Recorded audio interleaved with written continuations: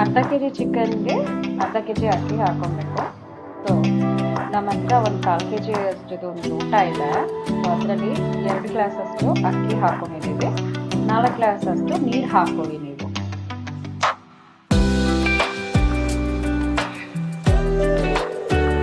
ಮುಕ್ಕಾಲು ಬೆಂದ ನಂತರ ಗರಂ ಮಸಾಲ ಹಾಕೊಳ್ಳಿ, ಚೆನ್ನಾಗಿ ಮಿಕ್ಸ್ ಮಾಡ್ಕೊಳ್ಳಿ.